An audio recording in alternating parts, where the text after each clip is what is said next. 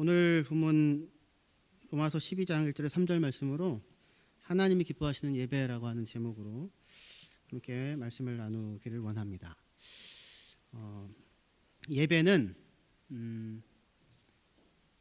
우리가 하나님께 드리는 것이죠. 하나님께 예배를 드린다고 할 때 제일 중요한 요소는 무엇이냐면 무슨 형식이나 무슨 화려함이나 이런 것이 아니라 우리가 누구 앞에 나아갔는가, 그리고 누구에게 예배하는가라고 하는 것을 알고서 그에게 예배하는 것이 가장 중요합니다. 세상의 예배라고 하는 것은 굉장히 특이한 만남의 방식입니다. 원래 구약 성경에서 예배한다는 말은 엎드려 절한다는 거거든요. 여러분들이 누구에게 엎드려 절할 수 있는 대상이 누가 있습니까? 부모님에게 기꺼이 엎드려 절하실 수 있죠. 또 누구에게 엎드려 절하실 수 있을까요? 온 마음으로부터 우러나와서 엎드려 절할 수 있는 대상이 혹시 누가 있습니까?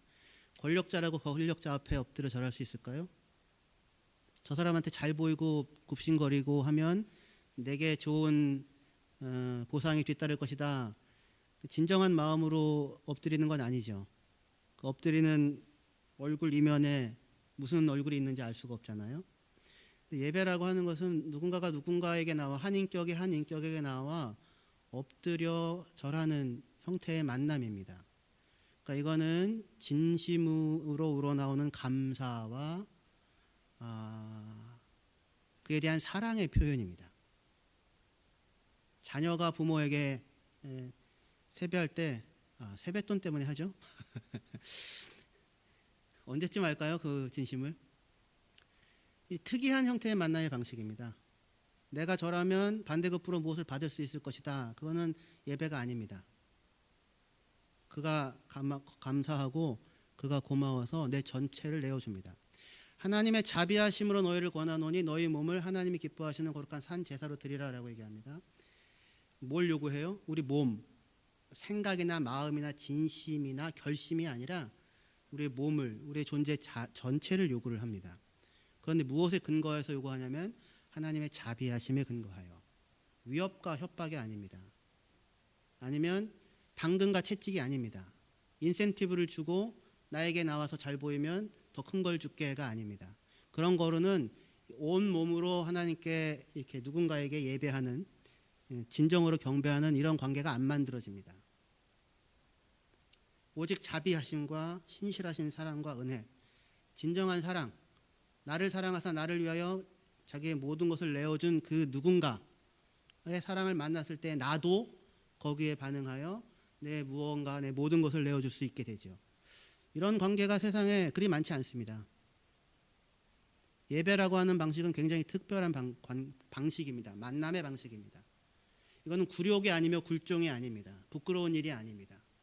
그에게 나와 그에게 예배할 수 있다, 무릎 꿇을 수 있다는 것이, 여러분들이 여러분들의 부모에게 무릎 꿇을 수 있다는 것이 굴종인가요? 부끄러운 일인가요? 그렇지 않잖아요. 예수님께서 사마리아 여인을 찾아갑니다. 요한복음 4장에 따르면 사마리아 여인을 찾아가는데, 사마리아 사람은 유대인들에 의하여 천시받는 사람들이었습니다. 같이 밥 먹을 수 없는 사람들입니다. 멸시받는 사람입니다. 한국과 일본 관계랑 비슷합니다. 그보다 더 심할 것입니다. 그래서 사마리아 사람들은 항상 열등감을 갖고 유대인들은 우월감을 가지며 멸시하는 대상인데, 그래서 유대인들은 이 사마리아가 이렇게 있어요. 여기 예루살렘 유대 땅, 여기 중간에 사마리아, 그 위에 갈릴리 이렇게 있어서 이 갈릴리로 직접 가려면 사마리아를 통과해서 가야지 제일 빠른 길이거든요. 근데 그 더러운 사람들이 있는 길로 안 가고요, 항상 돌아갑니다. 이런 수고를 마다하지 아니해요. 그런데 예수님은 어느 날 사마리아의 길 한가운데로 지나가십니다. 12시에 도착하려고 애를 써서 가세요. 한 여인을 만납니다. 12시에 물들어 나오는 여인이거든요. 그 바짝 마른 광야에 물들어 12시에 나오면 이미 목마르지 않겠습니까? 왜 그 시간에 나오냐면, 그런데 사람들의 눈이 두려워서 나옵니다. 사람들의 눈을 피하기 위해서.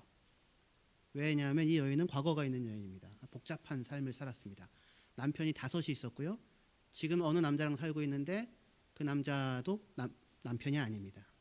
근데 예수님이 굳이 그 여인을 찾아가셔서 만나 주십니다. 만나러 열심히 가십니다. 그리고 그 여인과 만나서 대화를 하시는데 대화의 주제가 뭐냐면 예배에 대한 거예요. 놀랍게도. 이 여인은 단 한 번도 누군가와 누군가의 관계를 예배라고 하는 형태의 방식으로 만나본 적이 없습니다. 아무도 이 여인을 사람으로 대접하지 않았고 존중하지 않았습니다. 마음 놓고 결혼했음에도 불구하고 행복하지 않고 도움이 되어지지 아니하면 얼마든지 버릴 수 있는 사람이었어요. 사회적 약자이지요. 누구도 그 여인의 소리를 들어주지 않습니다. 그리고 지금도 결혼이라는 울타리도 아니고 얼마든지 남자에 의하여 내쳐질 수 있는 그런 상황 가운데 있어요. 그런데 그 여인을 예수께서 그 여인 한 사람을 만나기 위해서 찾아가시는 겁니다. 그런 대화를 하시고 세상에는 다른 방식이 있다고, 다른 방식의 만남의 방식이 있다고, 이용하고 그 손익관계로만 만나는 방식이 아니라 진정 누군가를 사랑하는, 그리고 그것을 위하여 자신의 모든 것을 내어주는 그런 방식도 있다고. 그것이 예배라고. 하나님은 그렇게 하나님의 찾아오심을 만나 자신이 누구인지를 알고는 하나님이 너를 인간을 대하는 방식대로 자기를 대하고 다른 사람을 대하는 이런 예배의 방식으로 살아가는 삶으로 우리를 부르신다고 그렇게 알려주시는 것이 예수님의 사마리아 여인과의 찾아감이었습니다. 그래서 하나님의 자비하심으로 우리를 부르십니다.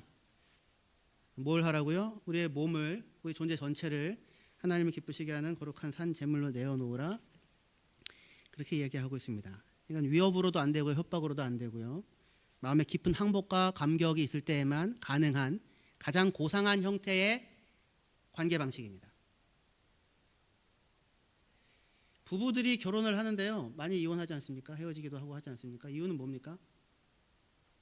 내가 너랑 왜 결혼했는데, 너랑 행복해지려고 결혼했는데, 근데 너 때문에 너무 힘들어. 사실 그러면 그 사람 자체를 사랑하여서 만난 건 아닌 거죠. 나에게 뭔가 이익이 되기 때문에 만났다는 얘기 아니겠습니까? 그런 방식으로는 이 삶이 5번을 이혼해도 해결이 나지 않을 것입니다. 성경에서 얘기하는 결혼은 남편은 아내를 위하여 목숨을 바치고 아내는 남편의 권위를 인정하여 그에게 복종하는 형태의 방식입니다. 서로가 서로를 위하여 자기를 기꺼이 내어줌으로 상대방을 세워주는 방식으로, 예배의 형태로 인격과 인격이 만나서 그의 행복을 위하여 자신의 것들을 다 내어주는 형태로 만남을 얘기합니다. 교회도 마찬가지로 성도도 마찬가지입니다. 예배 공동체는, 예배를 하나님을 예배한다는 것은 다 그렇게 하나님께서 사람을 만나는 방식을 경험한 자들이 자기 자신과 이웃에 대하여 그렇게 하고 살아간다라고 하는 것일 것입니다. 근데 이때에 오늘 저희가 주목하여 살펴보려고 하는 것은 그 예배에 있어서 우리가 하나님께 나아가서 경배하고 예배하는데, 그때 우리가 마주쳐야 하는 것은, 물론 하나님이 나를 자비하심으로 대하시고 나를 사랑하신다, 당연히 마주쳐야 하는 것이지만, 그 하나님이 기뻐하시는 일, 하나님이 원하시는 뜻, 하나님이 내 삶과 인생에 대하여 가지고 계시는 생각과 계획이 있다라고 하는 것입니다. 그래서 예배의 자리에 나와서 확인해야 하는 것은 무엇이냐면 하나님의 내 인생을 향한 계획과 뜻입니다. 하나님의 세상을 향한 계획과 뜻입니다. 하나님이 우주와 역사를 운행하시면서 하시고자 하시는 것이 무엇인가에 대한 확인입니다. 모든 사람들은 수고하고 무거운 짐을 지고 나오죠. 어떤 의미에서 내 뜻과 내 생각과 내 계획과 내 필요를 가지고 하나님께 나아옵니다.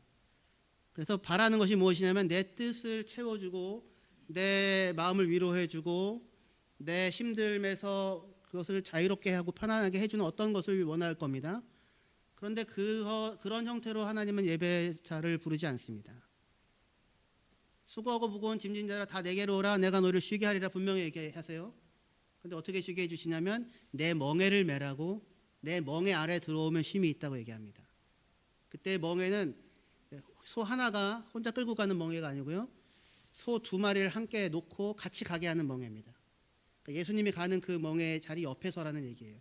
그러니까 네가 스스로 계획하고 네가 스스로 문제라고 생각하고 네가 스스로 이것을 꼭 이루어야 한다고 생각하는 그 모든 그 욕심이 만들어내는 불안과 절망과 분노를 놓고, 그게 아니라 내가 너의 인생을 향하여 가지고 있는 뜻과 내가 너의 인생을 향하여 가지고 있는 계획과 내가 너의 인생을 향하여 가지고 있는 방법을 따라 인생을 살아가라고 하는 말씀을 들려줍니다. 그게 설교예요. 예배에서 하나님은 어떤 분이고 하나님 무슨 생각을 갖고 있고 무슨 뜻을 갖고 있으며 우리의 내 개인의 삶과 인생과 이 모든 세상 역사에 대하여 어떠한 계획을 가지고 어떻게 어떤 방법으로 어떻게 일해 가시는지를 들려주시는 것입니다. 그래서 예배의 자리에 나와서 뭘 해야 되는 거냐면 내 뜻과 내 생각과 내 욕망과 내 방법과 내 불안을 내려놓고 하나님의 뜻과 하나님의 계획과 하나님의 방법을 내 삶의 원리로 기꺼이 삼는 것입니다. 이것이 이루어지는 것이 예배예요. 하나님이 기뻐하시는 것이 무엇인가? 그리스도인이 아닌 사람들의 큰 차이는 뭐냐면 기준이 무엇이냐가 다른 거거든요. 그리스도인의 기준은 뭐냐면 하나님이 기뻐하시는 것이 무엇인가가 오로지 유일한 기준입니다. 어떻게 하면 잘 나가고 성공할 수 있을까가 기준이 아니에요. 어떻게 하면 효율적으로 무슨 일을 이룰 수 있을까도 기준이 아니에요. 교회 일을 할 때에도 어떻게 하면 효율적으로 일을 할 수 있는가가 기준이 아니에요. 어떻게 하나님이 기뻐하시는 뜻이 무엇인가가 기준이고 하나님의 방법이 무엇인가가 기준이에요. 강한 자가 약한 자를 담당하고 짊어진다는 것이 성경의 원리인데 그게 기준이에요. 예를 들면 김재준 선교사님 우리 가족 수련회 때 만나 뵀잖아요. 수출입은행 다니다가 중간에 그만두고 마음에 하나님의 뜻이라는 확신이 있어서 다 놓고 이 사역자의 길로 들어섰습니다. 세상적인 생각으로 따지면 미친 짓이죠. 수출입은행 국가기관은행이지 않습니까? 거기 나와가지고요 그 신학교를 다니면서 식당을 하셨어요. 4년 정도 배달하고 가보면 이렇게 좋게 얘기하면 푸드코트고 실제로 거기는 정말 시장통 같은 그런 식당, 여러 식당들이 한꺼번에 모여져 있는 곳에서 식당도 하시면서 신학교 수업도 다니시고 전도사로 사역도 하시고 그렇게 하셨었습니다. 아니 멀쩡하게 잘 학교 여기 수출은행 다니고 애들 다 장학금 다 나올 수 있는 그런 곳에서 거기는 철밥통이잖아요. 평생 안 잘립니다. 들어가고 싶으시죠? 그런데 그 길에서 하나님의 부름이라는 확신을 따라서 그것을 다 놓고 나옵니다. 기준이 뭐냐면 무엇이 하나님이 기뻐하시는 것인가? 내 인생에 대하여 하나님이 세우신 뜻이 무엇인가? 그 부름이 무엇인가가 기준인 거예요.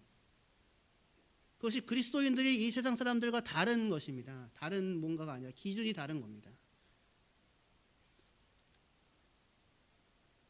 하나님이 기뻐하시는 그래서 너희는 이 세대를 본받지 말고 오직 너희의 마음이 새롭게 되어짐으로 변화를 받아 하나님의 선하시고 기뻐하시고 온전하신 뜻이 무엇인지 분별하도록 하라. 그것이 말하자면 우리가 드려야 하는 예배예요. 하나님의 뜻, 하나님 기뻐하시는 것이 무엇인가를 따라 내 삶을 몸을 움직여 그것을 겪어 알아 나 자신이 하나님이 기뻐하시는 그 일의 구현체가 되는 것입니다. 말들이 이렇게 어렵죠? 그런 거예요. 그래서 분별하다는 얘기는 지적으로 분별한다는 얘기가 아니라 도키마조라고 해서 연단한다는 거면 단련한다. 실제로 겪어서 그것이 무엇인지를 내가 그런 존재가 된다는 거예요. 정금이 된다는 거죠. 정금에 대한 지식을 갖는 게 아니라 내가 실제로 풀무불에 달구어지고 이 두들김을 당하고 겪고 그래서 정련되는 존재로 내가 정련되어 정금같이 되어지는 것, 그것이 분별하는 겁니다. 하나님의 뜻이 내 삶 가운데 이루어지는 거예요. 예배는 그 작업입니다.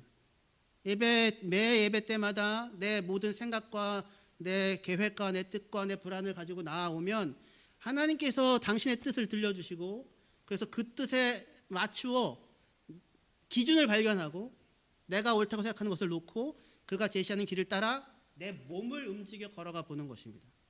내 몸을 움직여 걸어가 보는 것입니다. 거기가 중요합니다. 너희 몸을 하나님이 기뻐하시는 거룩한 산 제물로 드리라고 했잖아요. 요구하는 게 몸이에요.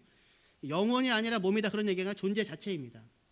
생각이 아니라 몸이고, 진심이 아니라 몸이고, 결심이 아니라 몸이고, 지식이 아니라 몸이고, 동의가 아니라 몸이에요. 아이들이 대부분 부모가 뭘 하라고 하면 안 하고 있다가 이제 너 했어 안 했어 물어보면 지금 나 하려고 했는데 그 얘기를 물어본다고. 그렇지 않았으면 내가 했을 텐데, 당장 내가 하려고 했는데 그 많은 시간 동안은 뭘 했는지 모르겠는데 그 되게 억울해요. 되게 억울합니다. 오늘도 교회 나오는데 저희 막내 아들이 이제 옷 입으라고 옷을 한 30분 더 전에 꺼내놨습니다. 입으라고. 당장 안 입죠, 당연히. 딴 거 하고 뭐 노래 부르고 뭐 하고 막 합니다. 근데 이제 시간이 점점 다가오고, 야 우리 다 가는데 너 혼자 메리스 팬티 바람이다, 야. 이제 우리 이제 간다. 그랬더니 아우 입어 그러면서 막 이렇게 입고 있는 거예요. 그러면서 우리 막 간다고 하니까 내가 입는다고 했잖아. 내가 입는다고 했잖아. 그렇지, 네가 입는다고 했지. 응? 되게 억울하면서 눈물을 흘리면서 막 그러는 거예요. 내가 그러면서 입으면서 본인이 막 입으면서. 근데 내가 입는다고 했잖아가 아직 입는 게 아니잖아요. 그렇죠. 내가 결심한다고 해서 아직 내가 그 자리에 있는 게 아니잖아요. 내가 소원한다고 아직 내 몸이 움직여진 게 아니잖아요. 운전면허를 따기 위해서 지식을 많이 얻을 수 있지만 아직 내가 실제로 운전하지 않으면 운전을 할 수 있는 게 아니잖아요. 그러니까 지금 하나님의 자비하심에 근거해서 권하는데 그 뜻이 맞고 하나님의 뜻이 기준이라고 인정한다면 진짜 맞다고 말만 하고 생각하고 말로 동의하고 정서적으로 공감하는 것이 아니라 네 몸을 움직여 그 자리에 서라라고 하는 것입니다. 이건 뭐 아주 작은 일이지만 예전에 2009년도 정도인가 됐을 때에 유나가 태어나기 전입니다. 미나 어렸을 때고, 그때 저는 이제 저희가 교회에서 받는 사례가 그때 700유로 정도였었는데 5유로로 한 주 살기, 10유로로 3주 살기 이런 거 하면서 그런 거를 이게 가능하구나 막 이러고 있었어요. 야 신기하고 놀랍다. 그걸 몇 달을 그렇게 사실은 겨우겨우 버티고 살아오다가 이제 부활주일이 돼가지고는 이제 헌금을 해야 되지 않겠습니까? 근데 5유로가 있는 겁니다. 5유로가 있었나 얼마가 있었습니다. 정확하게 기억이 안 나지만, 근데 이제 그거를 나누어서 쪼개서 하고 또는 안 하고 몇 주를 살아야 되느냐 뭐 이런 생각을 막 하게 되잖아요. 그런데 그동안 절기 때마다 해왔던 헌금의 분량이 있었기 때문에 그 분량을 하면 제 수중에는 돈이 하나도 없었습니다. 그런데 그냥 했지요.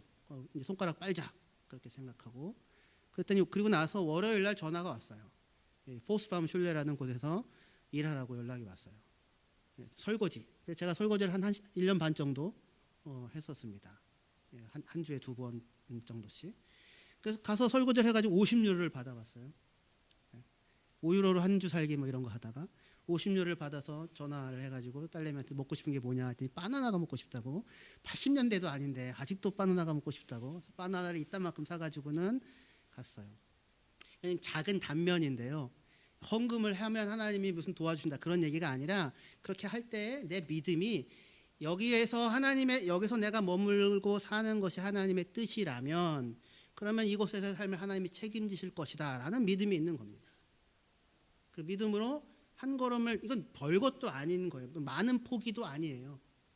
제가 아는 제 친구들 같은 경우 많은 분들이 예를 들어서 김재진 선교사님 같은 경우에 수치비리 은행을 포기하고 떠나온 거잖아요.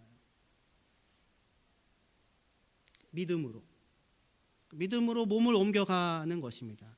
그렇게 할 때에 하나님이 살아계시고 하나님이 내 삶의 주인이시며, 그리고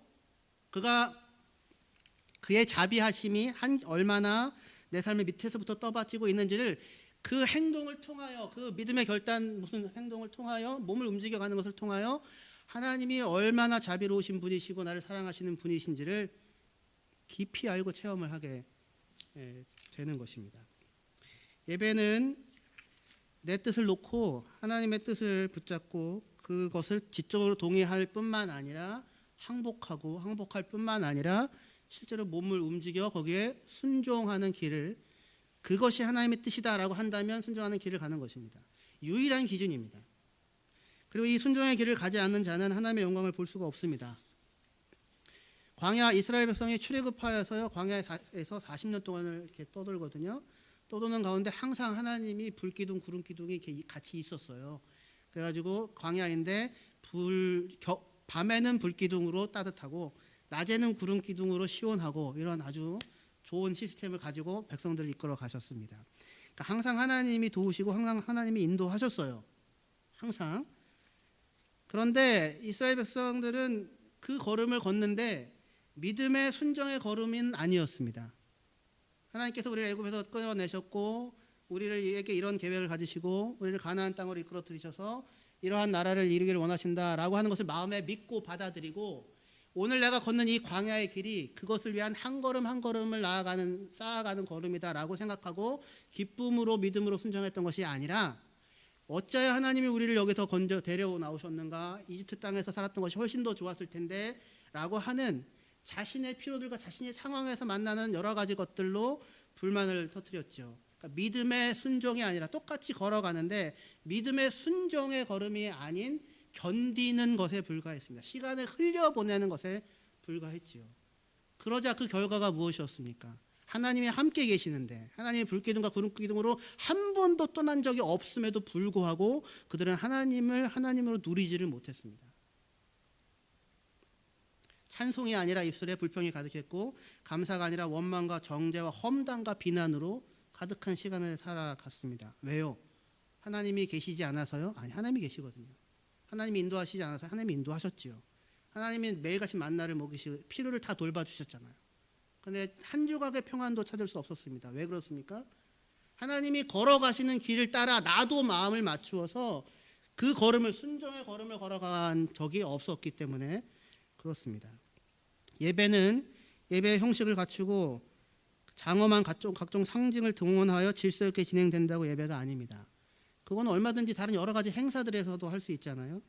우리의 예배는 우리의 몸을 하나님이 기뻐하시는 거룩한 산 제물로 내어 드릴 때에 그것이 예배일 것입니다. 움직여가는 것입니다. 아브라함이 본토 친척 아비 집을 떠나라고 하나님이 아브라함이라는 사람이 있습니다. 아브라함이라는 들어보셨죠? 아브라함이라는 사람이 있는데요.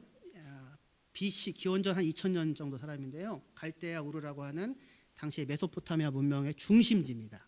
거기에 살고 있었던 아브라함을 하나님께서 나타나셔서 본토 친척 아비 집을 떠나라라고 얘기합니다. 그래서 떠났어요. 떠나서 하란이라고 하는 중간 지역에 머물러서 살다가 아버지가 죽자 다시 하나님이 나타나셔서 본토 친척 아비 집을 떠나라라고 하자 아브라함이 그 자리를 떠납니다. 땅 있는 자가 땅 없는 자의 삶을 받아들여요. 이미 그때 아브라함은 종들이 한 300명 정도 되는 그 족장이었습니다. 부족할 게 없어요. 수출입은행에 다니고 있습니다. 굳이 얘기한다면 그것보다 훨씬 더 큰 자리에 있는 것입니다. 그런데 그것을 놓고 떠나라고 하십니다. 본토 친척 아비집. 하나님 아닌 것을 하나님으로 의지하고 살지 말라고 거기서 떠나라고 하십니다. 본토 친척 아비집에 바벨탑을 쌓아도 하나님이 아니잖아요. 영생을 주지 못하고 마음의 한 조각 평강도 진정한 의미의 평강도 만들지 못합니다. 우상을 섬기고 있었을 때 하나님 아닌 것을 하나님으로 섬기던 자리에서 떠나라고 다시 말씀하시자 아브라함이 떠나갑니다. 그래서 마침내 가나안 땅에 도착하고 세겜이라는 곳에 이릅니다. 거기에서 그곳에 도착하자 하나님이 다시 나타나십니다. 아브라함에게 내가 이 땅을 너희 자손에게 줄 거야. 그 나타나신 하나님께 감사하며 아브라함이 제단을 쌓고 예배를 드립니다. 그게 예배예요. 본토 친척 아비 집에서 100번을 예배할 수 있습니다. 하란에서 1000번을 예배할 수 있습니다. 하란에서 하나님께서 내게 복을 주시고 하늘의 별과 같이 땅의 모래와 같이 많은 자손을 주시고 나를 복이 되게 하시고 나를 통하여 천하 모든 백성이 복받게 하실 것을 약속하셨으니 감사합니다. 그러고 내내 거기서 하란에서 하나님께 1000번을 예배할 수도 있겠지요. 천천의 수양과 만만의 강수 같은 기름을 드릴 수도 있겠지요. 그러나 그것은 예배가 아닙니다. 한 번도 예배한 것이 아닙니다. 하나님이 말씀하신 것은 무엇이었어요? 너희 본토 친척 아비 집을 떠나라고 하셨잖아요. 그러면 떠나는 땅 있는 자가 땅 없는 자의 운명을 받아들이고 땅이 하나님이 아니라 소유가 하나님이 아니라 하나님이 하나님이라고 하는 것을 믿음으로 받아들이고 길을 떠나는 것입니다. 그리고 마침내 세겜에 도착하여 거기에서 단을 쌓고 제단을 쌓고 예배를 드리는 것이 하나님이 기뻐하시는 예배입니다. 이런 것이 없는 예배는 자기 기만이고 우상 숭배일 것입니다. 이 구절 같이 읽고 우리 말씀을 마무리하면 좋겠는데요. 미가서 6장 6절에서 8절입니다.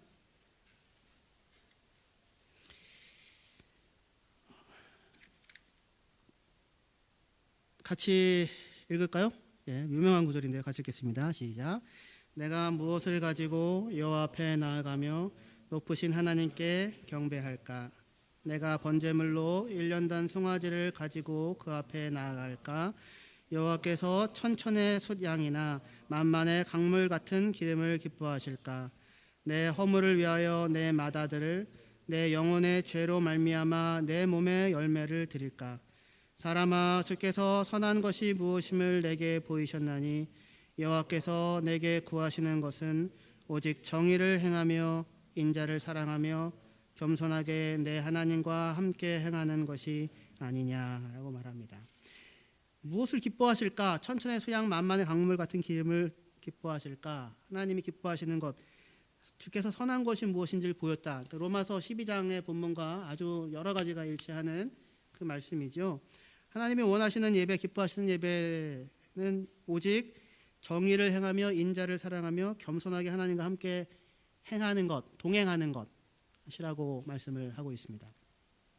정의를 행한다는 말은 물론 정의를 행한다는 말이긴 한데요. 그 미슈파트를 행한다라고 해서 하나님의 뜻을 행한다 이겁니다. 율법을 행한다. 기준이 하나님이 주신 줄 알고 그 기준을 따라 살아간다라는 거예요.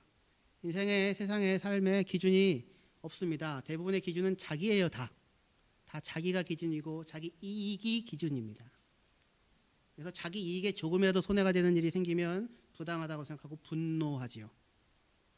성경에서 얘기하는 기준은 그게 기준이 아니라 하나님이 기준입니다.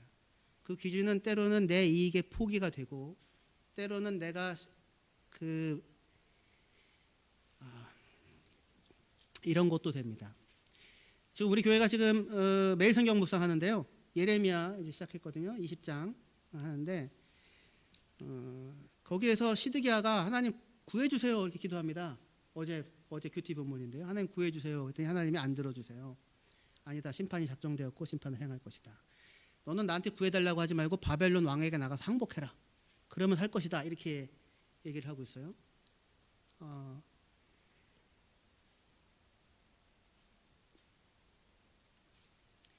시드기야의 기준으로는 뭐가 하나님의 뜻입니까? 하나님 구해주세요 했을 때 하나님이 구해주시는 것이 그게 하나님의 역사이고 하나님의 은혜겠죠. 그러나 그 기준은 누가 세운 기준입니까? 자기가 세우고 자기가 설정한 기준입니다. 하나님이 지금 세우고 있는 기준은 하나님이 기준이잖아요. 항상 하나님이 기준이고 하나님이 걸어다니시는 것이 기준이거든요. 너는 항복하고 나오라고 하는 게 기준입니다. 왜냐하면 지금 더 이상 이스라엘을 그대로 내어두면 소망이 없기 때문입니다. 그것을 더 유지하고 연장하는 것으로는 다 망할 것이에요. 그래서 아예 다 망하고 흩어지게 하여 새로운 생명의 역사를 일으키려고 하는 것이 하나님의 뜻이고 하나님의 생각입니다. 그러니까 때로는 그 하나님의 기준이 나의 상실, 나의 무너짐이 하나님의 뜻이고 하나님의 기준일 수도 있어요. 이 성전을 헐라 내가 사흘 만에 일으키리라. 그게 하나님의 기준일 수도 있다고요. 그런데 그 하나님의 기준이 옳습니다. 그 기준이 사람을 살립니다. 그 기준이 나를 살리고 땅에 있는 모든 족속을 복을 가져다주는 유일한 기준이 됩니다. 하나님에 대한 하나님의 뜻이 항상 옳다고, 그가 걸어다니시는 길이 항상 온전하다고, 그것이 항상 충만함을 만들어낸다고, 그것이 우리의 고백입니다. 내가 옳고 내가 좋게 생각하는 그 영역이 하나님의 영역만이 하나님의 뜻이면 얼마나 좋겠습니까? 그러나 대부분의 경우 우리는 우리의 욕망과 싸워야 하고 우리의 우상숭배와 싸워야 하는 거거든요. 많은 부분이 무너져 내려야 할 거예요. 그것이 내 뜻들이.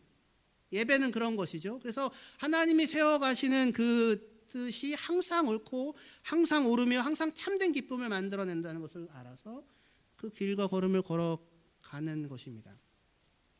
그 정의를 행하며 미슈파트를 행하며 공의를 행하며입니다. 인자를 사랑하며 하나님 인자를 행하며입니다. 자비를 행한다는 건데요. 누군가에게 자비를 행하고 긍휼을 베푸는 일은 쉬운 일이 아니죠. 그럴 자원이 있어야지 행할 수 있습니다. 부유하지 않은 사람이 누군가에게 자비를 베풀 수가 없습니다.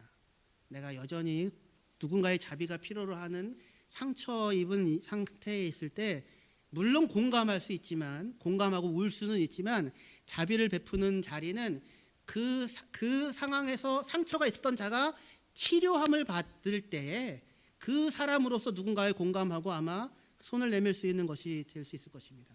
자비를 베푸는 자는 자비하신 하나님을 만난 자가 그 은혜를 알아서 누군가에게 손을 내미는 일을 하는 것입니다. 그것이 하나님이 행하시는 길입니다. 이거는 할 얘기 되게 많은데요. 제가 지금 여러분들에게 할 수 없어서 나중에 시간을 따로 빼서 말씀드리겠고요. 마지막으로 겸손하게 내 하나님과 함께 행하는 것이다. 이 얘기입니다. 우리의 뜻을 내려놓고 하나님의 뜻을 받아들여서 그 뜻을 따라 내가 실제로 몸을 움직여 걸어간다고 했잖아요. 하나님과의 동행이에요. 우리가 생각하는 동행은 내가 걸어가려고 목표로 삼는 길에 하나님이 따라와 주셔서 그것을 성취시키는 것이 동행이라고 생각할 수 있는지 그렇지 않습니다. 물론 하나님은 따라와 주십니다. 한 번도 우리를 버리시거나 말 안 듣는다고 외면하시지 않습니다. 어느 순간 그것을 깨닫습니다. 아, 하나님이 한 번도 나를 떠난 적이 없구나. 한 번도 나를 버리신 적이 없구나. 하나님이 한 번도 나를 쓸모없다고 내치신 적이 없구나. 제가 총신대 가서 방황했거든요. 총신대 가서 죽으라고 방황했습니다. 하여튼 유명하게 방황을 했습니다. 맨날 숭실대 가서 술 먹고 노래방 노래하고 고개를 넘어오면서는 왜 나 같은 죄인 살리시면을 부르면서 넘어오는지 막 고성으로 부르고 내려와서 동아리방에서 살고 있었는데 거기 누워서 널브러져 있으면 이 심장에서 소리가 들립니다. 성이라 내가 너를 사랑한다. 저는 지금까지 자주 하나님의 음성을 그렇게 목소리로 천둥 치듯이 들리는 게 아니라 내 속에서 말씀하신 하나님의 음성을 들었지만 그렇게 따뜻하게 그렇게 온 진심을 담아여 제 이름을 부르는 음성을 들어본 적이 없었습니다. 가장 하나님과 멀리 있다고 느꼈던 바로 그 자리에서 언제나 하나님은 제 심장보다 가까이에 사랑하는 아들아 내가 너를 사랑한다고 말씀해 주셨어요. 그러니까 하나님은 항상 내 길에 대하여 동행을 해 주셨죠. 그런데 그것이 하나님이 항상 내 길에 대하여 동행해 주셨다고 하는 것을 깨닫는 그 순간 비로소 이제 내가 하나님이 걸어가는 그 길에 하나님이 이끌어가는 그 길에 나도 그 길을 따라가야 하겠다고 하는 결심이 생기게 됩니다. 그래야 이제 더 이상 내가 가는 길을 하나님이 따라오는 형태의 동행이 아니라 하나님이 걸어가고자 하는 길을 내가 따라가는 형태의 진정한 의미에서의 동행이 하나님의 모든 자비하심을 알고 내 몸을 그에게 드려 그를 기쁘게 하고 그를 기뻐하는 형태의 동행이 시작이 되어질 수 있는 것입니다. 겸손하게 대해 하나님과 함께 동행해 가는 것이 아니냐. 하나님께서 우리를 버리시지 않고 떠나시지 않습니다. 그리고 우리를 빚으셔서 하나님께서 기뻐하시는 자리에 세우실 것입니다. 이 사실을 믿고 한 발자국 한 발자국 그의 뜻대로 순종하는 이 길을 걸어가시는 여러분들이 되었으면 좋겠습니다. 그거를 오늘 하십시오. 그거를 지금 하십시오. 오늘 지금 하지 못하면 영원히 못합니다. 그래서 제가 여러분들에게 얘기하는 하나만 말씀드리면요. 내년도 저희는 기도에 되게 힘쓸 겁니다. 저희 교회는. 말씀과 기도. 그래서 모든 성도가 한 15분씩은 최소한 집사님들은 30분씩 그리고 평신도들은 모든 분들은 한 15분씩은 기도하면서 1년을 보내자. 이게 제일 중요한 실천입니다. 내년도에. 하나님이 기뻐하시는 뜻입니다. 그렇지 않습니까? 하나님의 말씀을 성경을 듣고 하나님의 뜻을 배웠잖아요. 이게 맞구나. 그 뜻대로 살아야 되는구나. 동의하셨죠? 그럼 걸어가야 하지 않겠습니까? 걸어가는 일은 내가 기도함으로 하나님의 도우심을 힘입지 아니하면 걸어갈 수 없습니다. 확신할 수도 없습니다. 절대로 못 걸어갑니다. 내 힘으로 내 결심으로 내 노력으로 한 발짝도 못 갑니다. 하나님의 성령으로 도우실 때에만 걸어갈 수 있습니다. 그래서 기도하셔야 됩니다.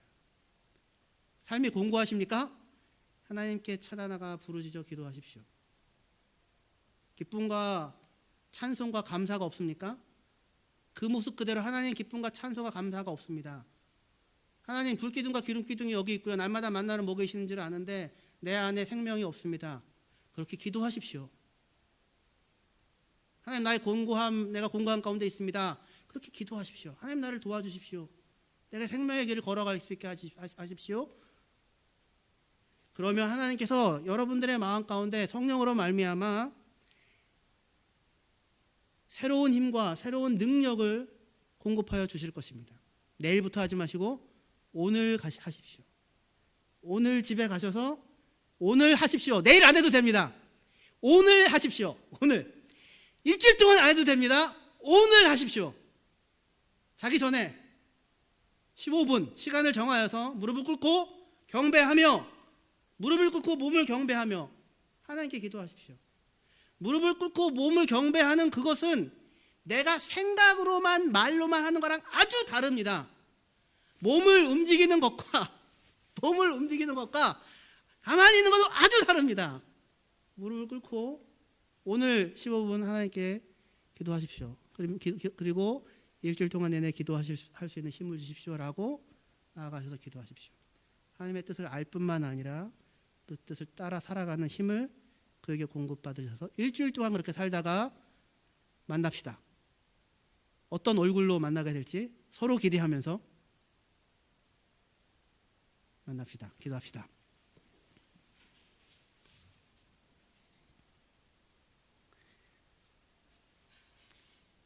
하나님 아버지의 은혜와 사랑을 감사합니다.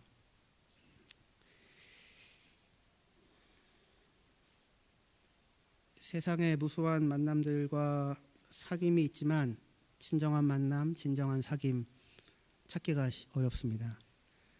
하나님께서 우리를 당신의 형상으로 빚으시고 우리를 만나 주셔서 우리를 사랑하여 주셨습니다. 그리고 그뿐만 아니라 당신의 영광에 참여하도록 우리의 삶을 빚어 가십니다. 훈련하십니다. 연단하십니다. 정금 같게 빚어 만들어 가실 것입니다.